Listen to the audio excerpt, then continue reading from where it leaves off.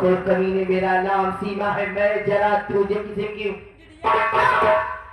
अगर मेरे सामने जरा भी बदतमीजी करने की कोशिश करेगा तो हलक से तेरी जमाल खींच लूंगी। मेरे साथ तू चल रहा है, जैसा मैं कहूंगी तुझे वैसा करना होगा। मेरे साथ रहकर अगर अपनी मनमानी किया तो मारते मारते तेरी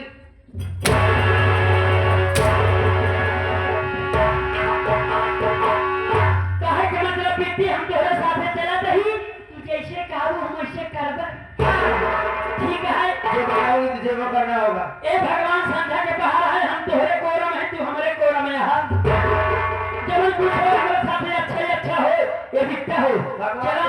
भगवान तेरे कोरम है। नहीं मुझे कोरम नहीं, ये बिकता हो। चला जीन्स से टी-शर्ट तू धो के रख लिया, बाकी जो कपड़ा बचे कम धो के रख लिया। चल आओ चला।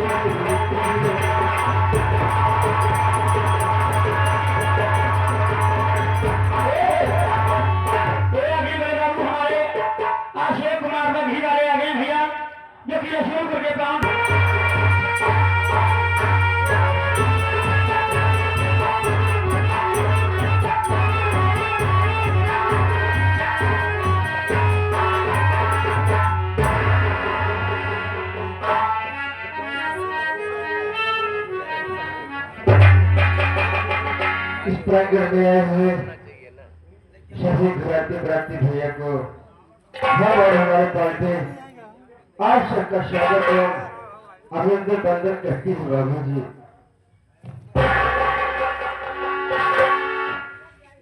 बाबू जी हमारे माननीय श्री मास्टर लाल सिंह और मैनेजर हमारे पास कहना है कि हम लोग जहाँ प्रोग्राम करने जाते हैं वो अपना गांव, अपना घर, अपने समाज की प्रोग्राम करते हैं। बाबू गाने बजाने जैसे हो गया सो हो गया, लेकिन संगीत के माध्यम से अपने स्टेज पर हम अश्लीलता का प्रोग्राम नहीं दिखाएंगे।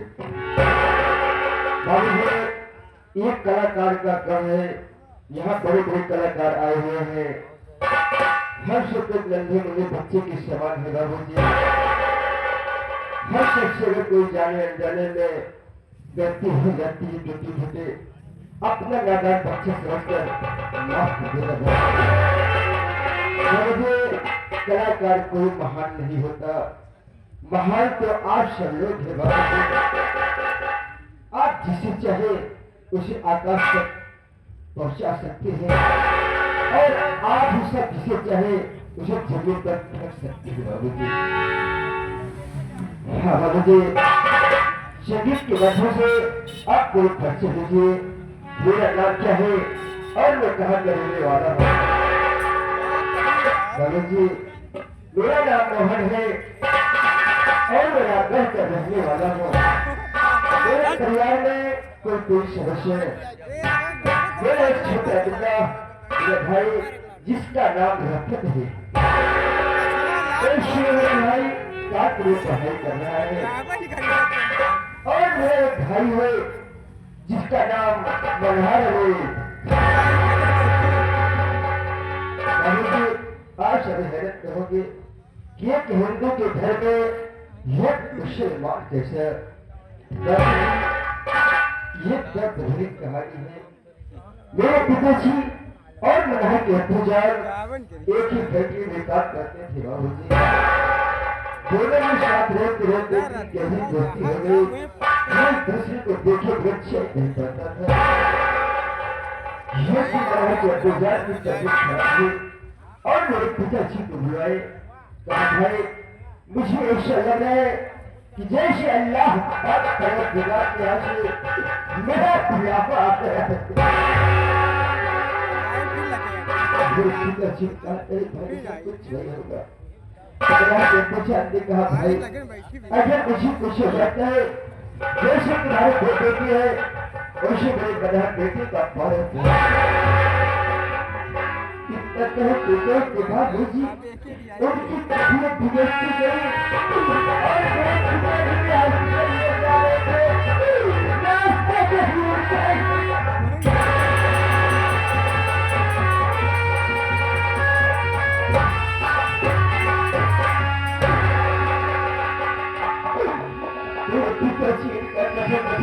बाबूजी और मनार भाई को कर रहा है। उस मेरे मनार भाई की उम्र 5 वर्ष थी बाबूजी, लेकिन आज बगैर मेरा भाई नौजवान हो गए। आज मेरे शरीर का रिश्त बना हुआ है बाबूजी, उनकी जियारत करने के लिए गए हैं। और मेरे पिताजी जमींदार से यहाँ से 500 रुपया कर्ज लाए थे बाबू। पिताजी मेरे कर्ज को अदा नहीं कर पाए, उसके पहले मेरे पिताजी भगवान को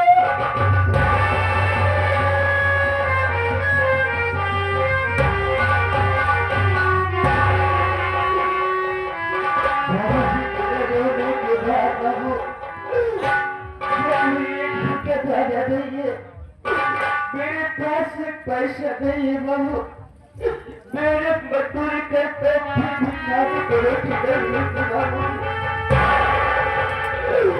और मेरे भाई से संदेश भेजा गया अगर आप मेरी फीस नहीं जमा करोगे तो मेरी साल की पढ़ाई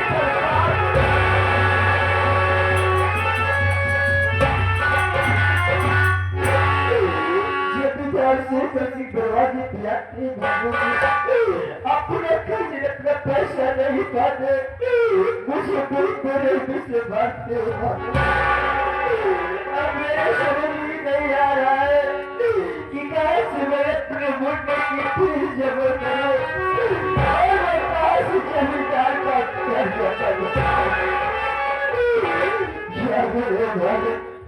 तेरा इशारा करवाना मेरा ये दोस्त जिस तरह समझी मैं से इंतजार कर रहा हूँ, मैं उससे मुलाकात हो जाएगी, उसके बाद मैं नसीब में कहानी नहीं चाहिए।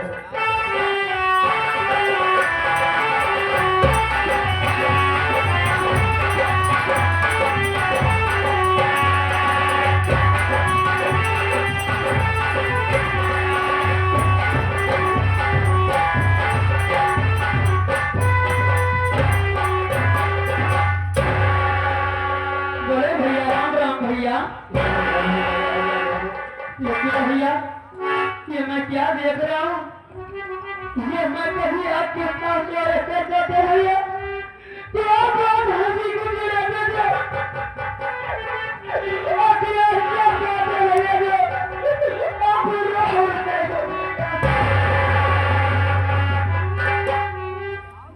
संजय भैया तुझे नहीं मालूम होगा कि अपना घुटने सुने तने वो ऐसे संदेशा भेजा गया भैया अगर आप मेरी फीस नहीं जमा करोगे तो मेरी साल की पढ़ाई ऐसा कोई बात नहीं, भैया की पढ़ाई होगी भैया। ऐसे तो जमींदार पिताजी 500 रुपये कर्ज लाए थे बेटा तो भैया और पिताजी अदा नहीं कर पाए, उसके पहले पिताजी भगवान को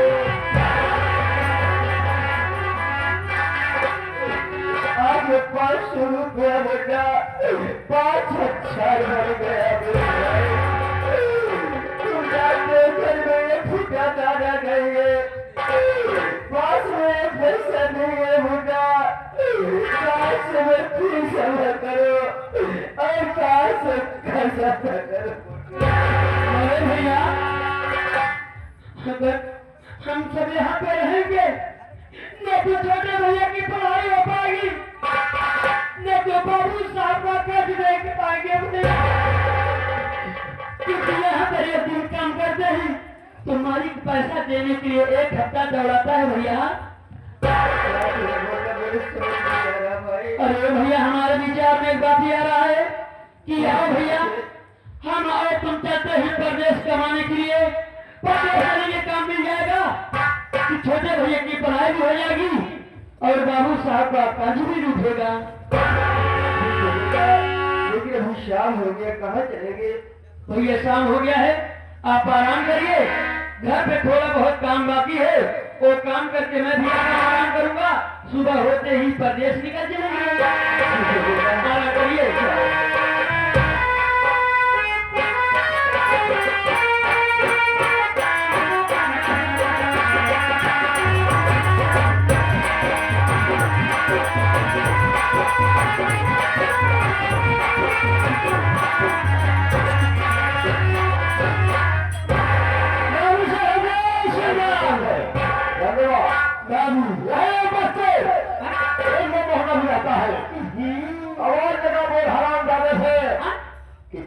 ठीक है बाबू, आप ऐसे लुक जा, कहे मतलब ठहरा बाबू मामा लगाओ या थी।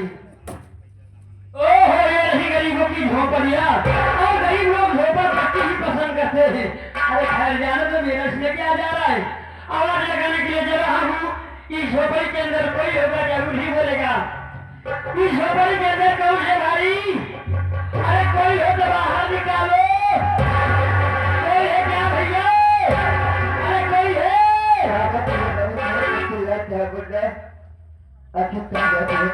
कब से गला फाड़ कर चिल्ला रहा हूँ, सुनाई दे ना दिया क्या? आपका नाम क्या है? अरे वो मोहन, तुम तो अपनी झोपड़ी में आराम करो, तुझे पता होना चाहिए कि तेरी झोपड़ी के चौखट पर चलकर हमारे बाबू से घर आए हुए हैं।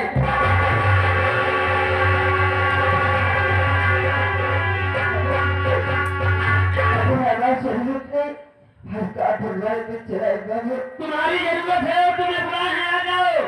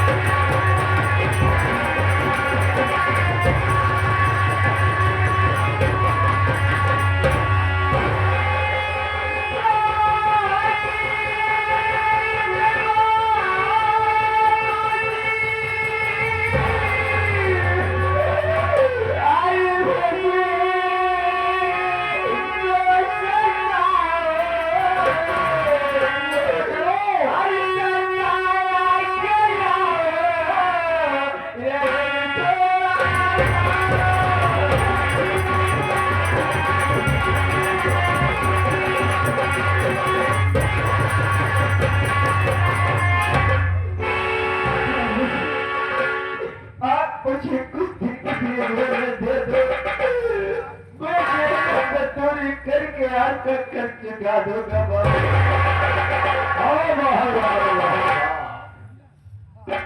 आज तो कुछ वक्त के लिए अपने जान को भीख मांग रहा है।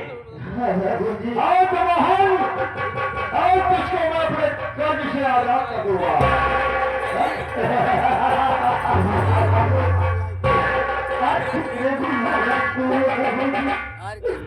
आप तो गरीबों के मसीह है, और गरीबों के मसीह है महान। आप महान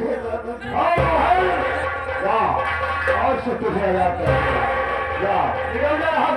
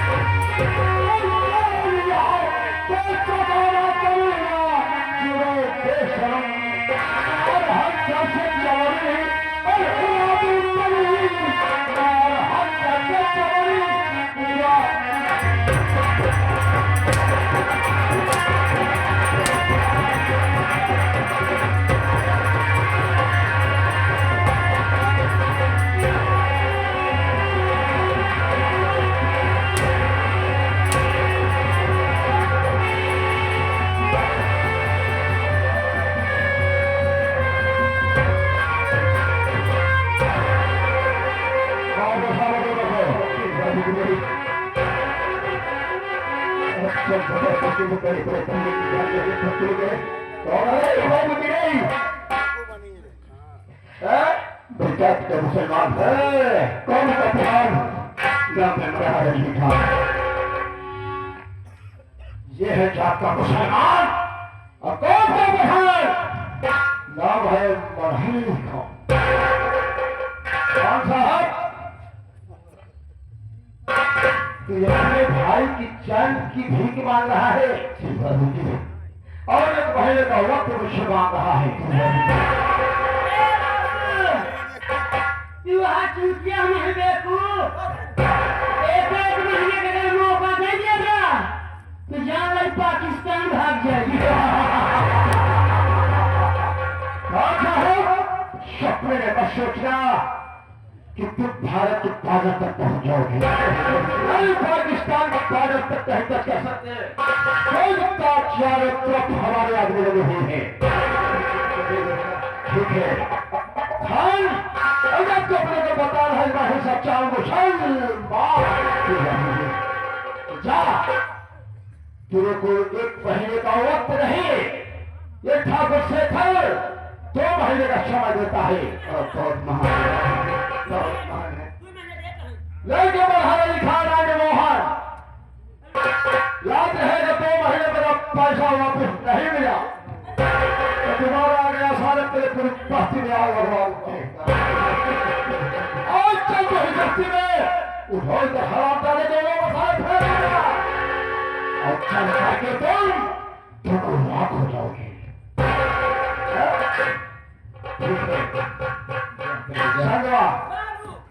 जाने दो सालों को मैं तो चल रहा है लेकिन तुमको चलते रहना कि समय तुम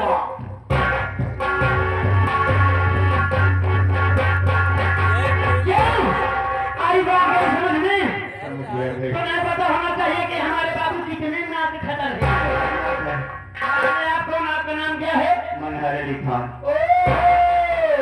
कैसे हो मियां कैसे हियां तुम्हें पता होना चाहिए कि हमारे बाबू साहब हो गए हैं 2 महीना पे आएंगे अगर कैसे नहीं पाएंगे तो ये तेरी झोपड़ी में आग लगा देंगे तो तेरी झोपड़ी घूम घूम करके चलने लगेगी तो तुम दोनों उसी में उठा कर फेंक देंगे और तुम दोनों जलकर राख हो जाओगे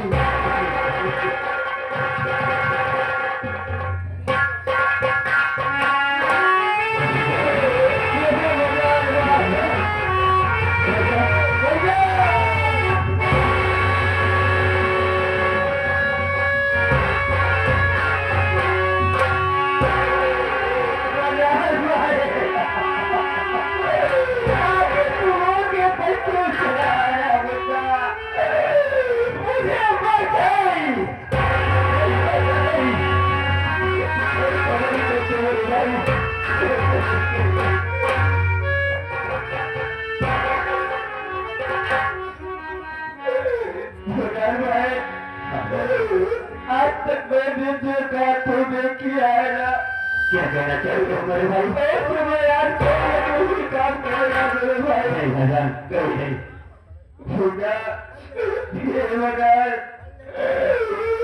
आज से तू मेरा घर छोड़ कर चल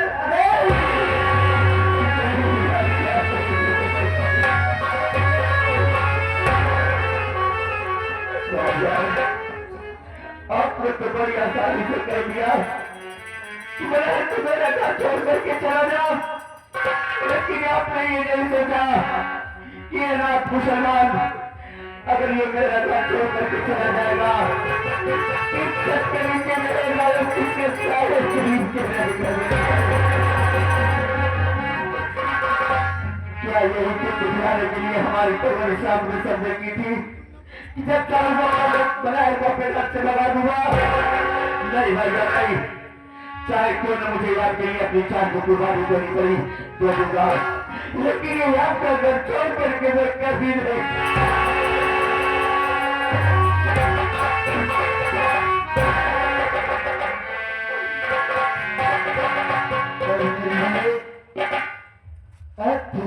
के प्रपोज के लिए जानकारी कर लिया कि जरूर मुझे क्यों बात आता ये बेटा ये रात में बस अपने दिल में छुपा के रखा था बाबू मेरे बड़े भाई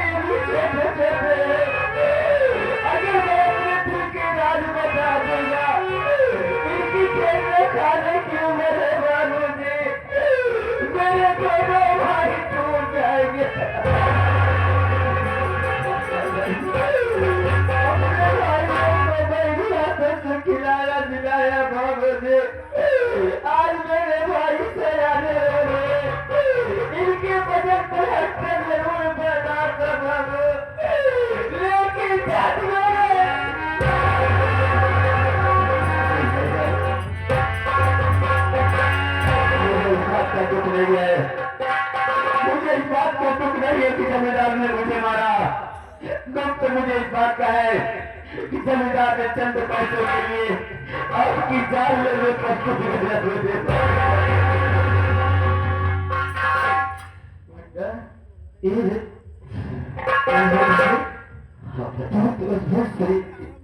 जियारत करने के लिए गया था वहाँ का क्या समाचार रहा, कैसा रहा, मुझे कुछ बतला दे भाई। कुछ सबूत लेकर के तो आपके पास आ रहा था, लेकिन यहाँ पहुंचने के बाद देखा तो सब कुछ भूल गया मेरे भाई, सब भूल गया। मैं इसमें शरीफ गया था, वहां पर उसे देखा, उसे देखने के बाद मजार पर चादर चढ़ाया, चादर चढ़ाने के बाद उसी जगह नमाज अदा करने लगा। नमाज अदा कहीं रहा था, तभी अल्लाह की आवाज आती है, अरे ये अल्लाह के बंदे, मैं तेरे पांचों वक्त की नमाज से खुश हूँ। तेरे बगल में एक काजल की डूबिया रखी हुई है, एक काजल की डूबिया उठा ले, तेरे बुरे दिन में काम आएगी। जैसे कि लूला, लंगड़ा, अंधा, बहरा, ऐसे ऐसे कोई बीमारियों में काम आएगा मेरे भाई। बगैर भाई तुम इस चीज को तो काजल को दिल से लगा के रखना बंदा, अगर तेरे हाथों से किसी को शिफा मिल जाएगा वो शायद जीवन भर नहीं भूलेगा मेरे भाई। इसीलिए मैं हमेशा अपने पास ही रखता हूँ भाई। छोटा बड्डा भीतर दो वहां से संदेश हो जाए, कहा भैया इम्तिहान कहीं भाग गया है, अगर आप कहीं फिर से जबर कराओगे साल भर की पढ़ाई बर्बाद और बंदा तुम जाते हो। जब से पिताजी का स्वर्गवास हो गया घर में जाना चाहिए बुढ़ा, मेरे पास पैसा नहीं है बुढ़ा, रात्रि भोजन को तो नहीं करता है, रोटी नहीं मिलती, कभी कभी वो पानी पी जो पिताजी के 5 रुपए लाए थे जमींदार से के आगे वो 500 रुपए आज 5,000 बन गया। मेरे समझ नहीं आ रहा कि बात ये मुझे की फीस जमा करो और मैं कहाँ से जमींदार का घर। अल्लाह पर भरोसा रखो, अल्लाह तो सबकी सुनता है, वो तो चाहे अमीर हो और चाहे गरीब हो मेरे भाई। चलो चलते हैं शहर की ओर, काम करा सके, काम मिल जाएगा तो कहाँ पर जमींदार का कर्ज और छोटे भैया की फीस जमा हो जाएगी। भाई अगर तुम्हारी ये राय है कि हम तो चलो चलते हैं भाई, चलो चलते हैं भैया।